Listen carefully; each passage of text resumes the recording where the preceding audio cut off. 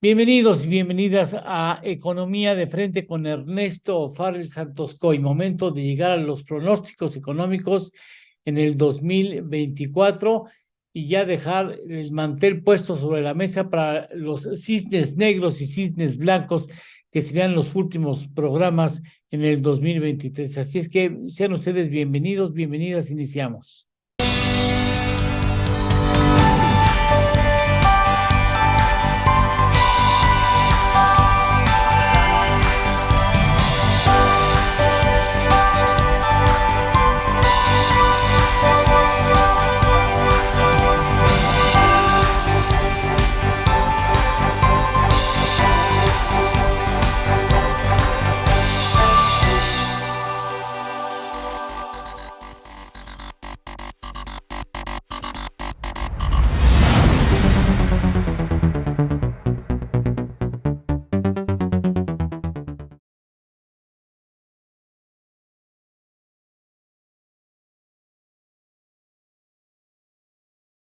Bien, bueno, estamos teniendo la cifra que que mes a mes se da a conocer por parte de la Agencia de Empleo en el sector privado americano, que es la agencia ADP. Y pues cada mes, digamos el primer miércoles de mes, se da a conocer esta cifra y luego el siguiente viernes se da a conocer la cifra del empleo en el conjunto de la economía, no nomás del sector privado, que se llama la nómina no agrícola. Entonces, conocimos este miércoles el reporte de la agencia ADP y nos dice que se crearon 103,000 nuevas plazas en el sector privado en Estados Unidos. Y pues este dato pues, vuelve a generar euforia en los mercados porque está bajando ahora sí el empleo, ahora sí está haciendo efecto la política monetaria, entonces ahora sí ya la Reserva Federal va a tener que bajar pronto su tasa de interés. Y ante eso hemos tenido ya varias semanas de un rally de Santa Claus que bueno, pasará a la historia, ¿no? Como de los más importantes, porque se arrancó desde antes del Thanksgiving y continúa. Y probablemente con los datos que se conocerán el viernes, donde pues sí sería posible que el empleo en el mes ande otra vez, el mes pasado, ¿no? El mes de noviembre, otra vez por ahí de los 120,000 nuevos puestos de trabajo, 100,000, se tomará como positivo también y continúe el rally de Santa Claus en los mercados. Pero, pues, la verdad es que, un momentito, espérate, o sea, la verdad es que no hemos visto todavía un dato de contracción en el empleo. Y tampoco estamos muy ciertos de que la inflación esté realmente vencida. En primer lugar, hay que preguntarnos qué tan suficiente es la tasa de interés para contener la inflación. La inflación sigue arriba, ¿no? De inflación subyacente también, muy arriba de la meta, que es el 2%.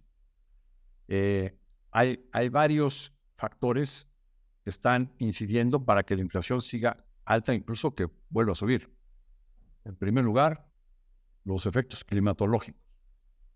No estamos exentos con lo que ha estado sucediendo con el clima, que los alimentos pues, sigan siendo, junto con la guerra con Ucrania, de Rusia con Ucrania, sigan siendo un factor, los alimentos que presionan la inflación. Luego hablaremos más adelante de la reunión de la OPEP, pero pues, los hidrocarburos pueden seguir también teniendo precios altos. En tercer lugar, y es parte del crecimiento que se ha dado, pues, el gasto fiscal del presidente Biden, que pinta todo el ejercicio hasta septiembre del año entrante, para hacer un gasto muy fuerte que te genere presiones inflacionarias adicionales, ¿no? La tasa de interés al 5.50 es apenas una tasa neutral, ¿no? Apenas está en zona neutral, ni restrictiva ni expansiva. Y por eso, pienso yo, se ha tardado tanto en generar sus efectos de menor inflación. Pero pues, con una política fiscal tan expansiva, pues va a ser muy difícil que la inflación siga bajando, ¿no? Entonces, de ahí a que la Reserva Federal pueda empezar a bajar las tasas, yo sí, la verdad, lo veo poco probable. A lo mejor esa expectativa que teníamos de que En diciembre iba a haber un incremento adicional del 12 de diciembre. Y en enero otro, o en febrero, quizás ese ya no, ¿no? Quizás sea este nivel de tasas, el nivel de tasa terminal de este ciclo alcista, quizás a lo mucho un incremento más. Ya no se ve en el horizonte mayor necesidad. Pero de ahí a que baje, sí le falta mucho, ¿no? Y entonces me parece que los mercados están estacionalmente, hacen su rally en Santa Claus, ¿no? Normalmente se ponen muy fuertes los mercados, así es. Antes de que se vayan de vacaciones, ¿no? Así es. Y ese está, digamos, teniendo también parte de este rally, es la estacionalidad. Pero me parece que pues, van a estar exagerando, porque al final las condiciones no están tan bien como deberían. Y entonces, pues después en el primer trimestre, pues podemos tener los ajustes correspondientes que cada año se dan. Perfecto, entonces esa es la perspectiva que tienes todavía. ¿Tú crees que haya aumento en lo que resta del año? Sí, ya no se ve tan probable como lo veíamos antes. Y quizás tampoco haya incremento en el primer semestre como estamos previendo. Nos estamos viendo nosotros una tasa al 6. Por darte una idea de cómo están las expectativas, ¿no? Por un lado tenemos al presidente del Bank of America que dice que ya hay que tener cuidado, que ya no hay que subir más la tasa, no se nos vaya a pasar la mano y se vaya a enfriar la economía. Y del otro lado está el presidente del banco más grande del mundo, JP Morgan, el señor James Dimon, que ha afirmado reiteradamente que la tasa debe subir hasta el 7%, ¿no? Que todavía le falta mucho. Entonces, todavía digamos que las apuestas están encontradas, las expectativas igual, ¿no? Y pues, digamos, eso es parte de la incertidumbre normal que se tiene siempre en el ámbito económico.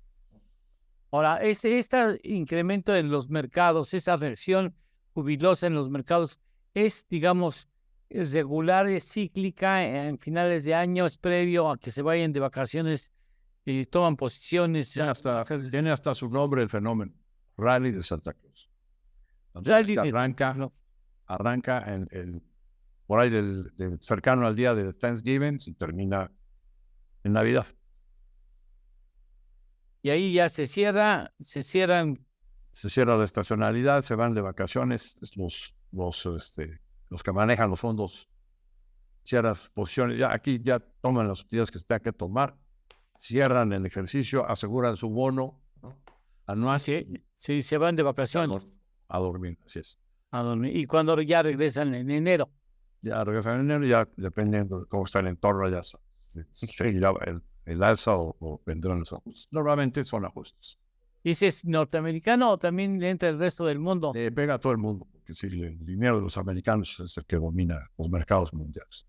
Perfecto. Ahora, la OPEP tiene que ver en esto. Está muy bajo el precio del petróleo. Cuando estamos grabando esto, está ligeramente arriba de los $70 cuando ya empiezan los fríos fuertes, ¿no? Sí, ya hemos comentado aquí que ahora la estacionalidad en el petróleo es más bien en el verano, cuando hay más demanda, que en el invierno, porque la calefacción ahora utiliza más otro tipo de combustibles o de energía, mientras que la demanda aumenta para las vacaciones que se van en automóvil los americanos, entonces es cuando está la demanda más fuerte, y en todos los precios más altos. Entonces, la OPEP acaba de reunirse. Primero, Arabia Saudita sí estuvo hablando con cada uno de los miembros, jalándole las orejas porque no están cumpliendo sus metas. Y pues al final se decide una reducción que es de 2.5 millones de barriles diarios, pero en su conjunto, incluyendo el embargo a Irán y los recortes adicionales que se habían hecho previamente, en realidad hay estimaciones, ¿no?, de una menor oferta a la que podría haber, de cerca de 4 millones de barriles diarios. El peso principal de este sacrificio de producción de petróleo lo está llevando, como siempre, Arabia Saudita. Y todo con la intención de llevar a los precios arriba de $80 o hasta $90. Bueno, pues ese es otro factor que hace que la inflación no baje, ¿no? Sí, sería factible que llegara a terrenos de 90 Por lo menos 80 sí lo veo.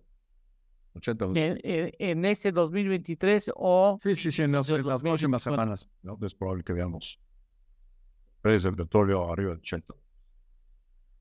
Y lo cual pues implica inflación más alta también, ¿no?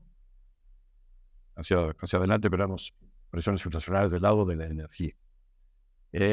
Arabia Saudita normalmente es el que lleva todo el sacrificio, pero si los miembros de la OPEP no se portan bien, puede pasar, como ha sucedido en el pasado, que si no respeta sus cuotas, pues de repente Arabia se puede enojar y decir, pues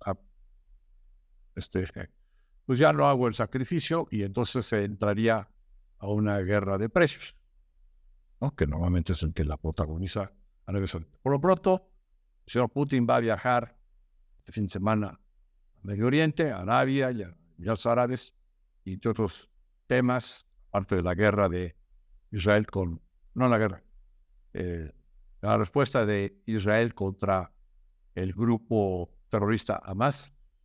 Aparte de ese tema, se tratará también los temas del mercado de hidrocarburos del presidente Putin y el príncipe Ahmed de Arabia Saudita y el de Emiratos Árabes. Perfecto. Bueno, todavía hay tiempo para empezar a trabajar en la economía mexicana. Tienes los 10 pronósticos, habías anticipado la semana anterior de que tenía los 10 pronósticos de Bursamétrica en materia económica para México, ¿no? Así es que no nos da tiempo de verlos todos, pero vamos hablando por perfecto, a ver. Los principales. En cuanto a crecimiento, fíjate, vimos un crecimiento en el PIB en Estados Unidos del 5.2% en el tercer trimestre. Vimos también un crecimiento fuerte de la economía de México en 3.3%. Pero lo que estamos viendo con estos indicadores anticipados es que es probable que el crecimiento del cuarto trimestre en México sea arriba del 4%. Por lo pronto, el IGAE de octubre lo estamos viendo por ahí del 4,5%. Se acaban de dar a conocer cifras de empleo donde, combinado con los salarios, ¿no? Pues hay un incremento en lo que es la masa salarial, que es la combinación de empleo más salario. Está creciendo 9.2%. Las remesas, en lugar de estar bajando, las remesas familiares, ¿no? Lo que mandan nuestros compatriotas a sus familiares en México, desde Estados Unidos, $5,800 millones en un solo mes. Todo esto está haciendo que el consumo repunte. Entonces, pues, a pesar de la política monetaria del Banco de México, el consumo está otra vez acelerándose para el cierre del año. Pues es probable que cerremos arriba del 4. Eso hace, porque la economía es como un tren, ¿no? A cierta velocidad y trae una inercia y no lo frenas tan rápido, ¿no? Y entonces, pues esa aceleración con la que arranca el año y el gasto fiscal exacerbado tanto en Estados Unidos como en México nos ha hecho revisar al alza nuestro pronóstico de crecimiento y estamos viendo 3.2% para el año entrante. El escenario de recesión lo hemos pospuesto hasta el 2025 y pues estamos viendo este crecimiento para México. Ya habíamos comentado la semana pasada que estamos viendo un crecimiento de 2.3% para la economía mundial, ¿no? Pues bueno, pues es factible que en México veamos un crecimiento superior al 3%. El rango de la Secretaría de Hacienda es entre el 2.5 al 3.5. No estamos tan lejos tampoco de lo que está pensando Hacienda. Ya hubo alguien que se pronunció por un crecimiento del 3%. No me acuerdo quién fue. Pero empieza a haber pronósticos del 3% y no del 2% como estaba hace poquito el consenso de los analistas. Oye, digamos una pregunta, ¿qué es más probable? ¿Que haya una recesión o una recesión ligera, o que no haya recesión? Sí, nosotros nos inclinamos por que sí se dé al final una recesión en Estados Unidos. Es que mira, también depende cuál es el resultado de las elecciones, ¿no? Eso creo que lo platicamos aquí la semana pasada. en Estados Unidos está habiendo un gasto exacerbado fiscal del presidente Biden. Y lo que se tiene programado, pues hace que la deuda sobre el PIB se vaya creciendo 3-4% anual, ¿no? Y que te vayas a 140% del PIB, 150% del PIB dentro de poco. Pues eso es inadmisible, es insostenible. Tarde o temprano va a tener que hacerse un ajuste fiscal. Hay que recordar que el presidente Trump bajó los impuestos de manera agresiva y por eso está ahora este déficit tan alto, ahora combinado con el gasto fiscal electoral de Biden. Pero pues, entonces va a tener que haber un ajuste. Entonces, si gana el presidente Trump las elecciones, pues él que bajó los impuestos no se va a animar a hacer ese ajuste fiscal bajando impuestos. ¿No? Entonces, subiendo impuestos. Entonces, en el escenario de que gana Trump, lo que vamos a tener es más déficit fiscal y más deuda. Por lo tanto, tasas de interés de los bonos del tesoro más altas. Eso va a tener repercusiones al crecimiento económico. Mientras que si se llegara a reelegir el señor Biden, probablemente sí aplicaría un ajuste fiscal en el 25, combinado con la política monetaria restrictiva, que llevaría a un escenario más probable de una recesión. No vemos una recesión exagerada, una recesión ligera. Y el 25, van el 25. El 25 con la inflación en México. Coincide nuestro pronóstico, mira que lo publicamos el lunes en el Financiero, con lo que hace unos días se acaba de expresar ayer BlackRock, su pronóstico de inflación. La inflación general el año entrante la vamos al 4.3 y la inflación subyacente al 4.5. Es decir, no va a bajar la inflación el año entrante. Es simplemente el incremento salarial que se prevé, dado el incremento del 20% en los salarios mínimos, las presiones inflacionarias en alimentos, climatológicas, en energía, toda esta combinación de cosas hace difícil que la inflación baje. En cuanto a producción industrial, sí pensamos que la producción industrial va a seguir muy fuerte por el gasto de gobierno en infraestructura y por lo que está habiendo también de gasto de construcción, tanto edificación de plantas industriales como de parques industriales por el fenómeno del nearshoring, que es toda una fiebre en el norte del país y en el Bajío. Esa construcción fuerte hace que la producción industrial sea también alta, estamos viendo al 4.5, pero la manufactura no va a estar tan alta. La manufactura la vemos creciendo más bien al 2.5. O sea, es un efecto del gasto electorero y del fenómeno del nearshoring que tiene un impacto en la construcción privada que genera este crecimiento en la producción industrial. Luego tenemos otro dato que es balanza comercial. El volumen de comercio que vamos a tener el año entrante, exportaciones más importaciones, va a ser un volumen de récord histórico. Es un crecimiento alrededor del 2.5% en el volumen de comercio, pero es la suma de exportaciones más importaciones. El déficit comercial lo estamos calculando en $18,000 millones. ¿Qué bueno? ¿Podría decir que es alto? Bueno, pues la verdad es que para el tamaño de flujos, no, es casi es una balanza comercial en equilibrio. No nos debe de espantar esta cifra. Para un volumen de comercio de $1.2 billones. Un déficit de solo 18,000 es realmente poco. Pero pues tiene que ver con el reflejo que se dará de una desaceleración en la manufactura norteamericana, ¿no? Y en la industria automotriz. Luego, otro de los pronósticos que tenemos es el déficit fiscal. Está autorizado 5.4% sobre PIB, lo que implicaría un endeudamiento de un poco más de $1.9 billones.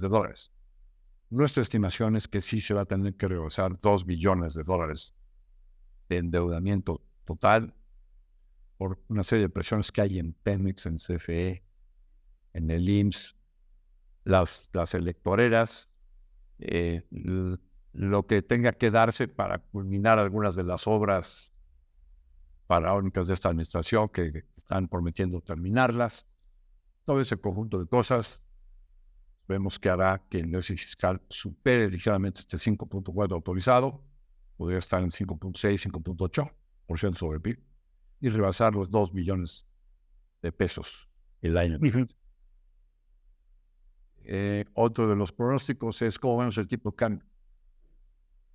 Vemos fuertes presiones cambiarias hacia mediados del año, en un escenario donde nos imaginamos a Trump pegándole a México en su campaña presidencial, y a los migrantes y amenazando pues, con que se va a salir de MEC y que ya lo van a volver a renegociar, porque se tiene que volver a renegociar en el 25.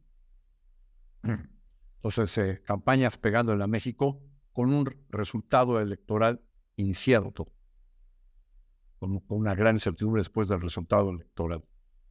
Porque, pues, si gana la oposición, el presidente no lo va a aceptar. Y probablemente, del otro lado, tengas demasiadas trampas para que gane Sheinbaum. Entonces, tampoco la sociedad lo va a aceptar tan fácil. Entonces, el escenario va a ser de gran incertidumbre, el escenario probable, sea uno o el otro el resultado. Y esto pues, nos puede llevar a presiones cambiarias importantes. Vemos un tipo de cambio a 21, mediados del año, y que se después baje hacia 18. Tipo de cambio. ¿Qué seguiría otro de los Banco de México? Sí. Vemos, tienen toda la intención de bajar la tasa ya pronto, porque está muy alta, pero nos parece que este incremento del salario mínimo nos puede llevar a un escenario de inflación alcista en el primer trimestre del año, y hará difícil que Banco de México se anime a bajar la tasa. Creemos, ¿no? Se esperará a ver cuál es la reacción de la economía a un incremento al mínimo, ¿no? Y bueno, pues luego si tienes esta cuestión de elecciones, pues a lo mejor, y el presidente Trump, y el candidato Trump pegándole como piñata a la economía mexicana, pues a lo mejor Banco de México dice, mejor nos esperamos un ratito. Ojalá estás, pero sí creemos que va a bajar por lo menos 2/4 de punto la tasa para llevarla al 10.75 al cierre del año, por lo menos. Perfecto. Otro. El déficit de cuenta corriente es la balanza comercial más la balanza de servicios. La vemos en 0.9, no rebasando más del 1%. Es decir, al final de cuentas, los flujos de dólares no serán la preocupación el año entrante, aunque probablemente hacia mediados del año sí tengamos salida. Ese sería el último punto a tratar.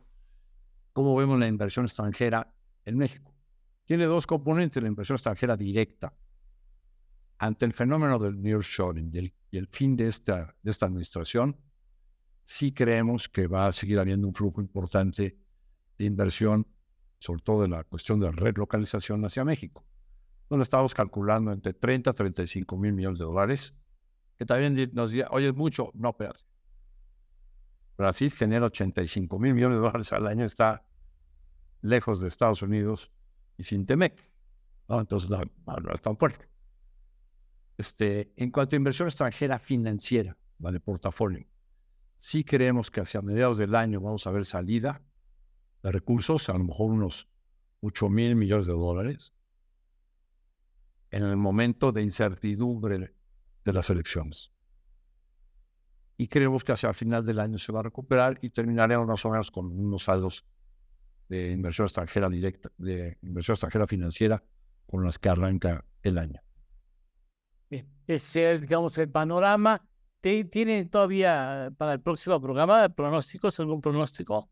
Lo que tocaremos los siguientes 2 programas son los cisnes negros y los cisnes blancos, ¿no? ¿Empezarás con los blancos o con los negros? Con los negros.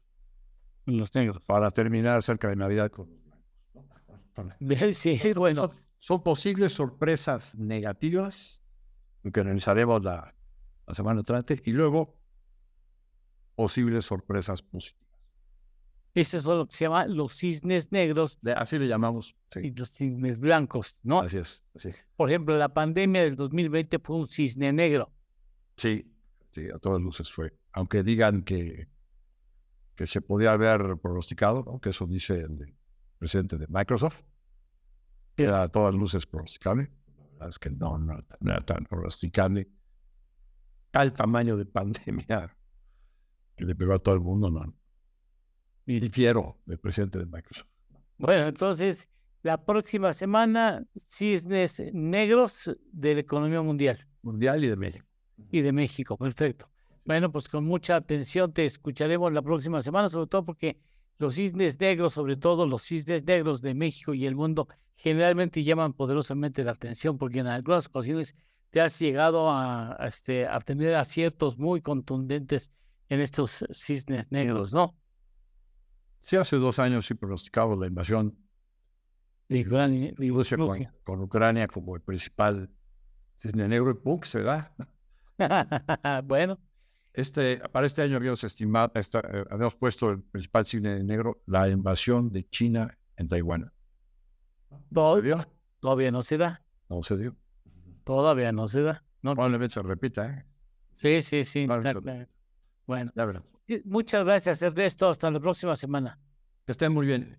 Muchas gracias. Feliz semana a todos. Gracias. Hasta luego.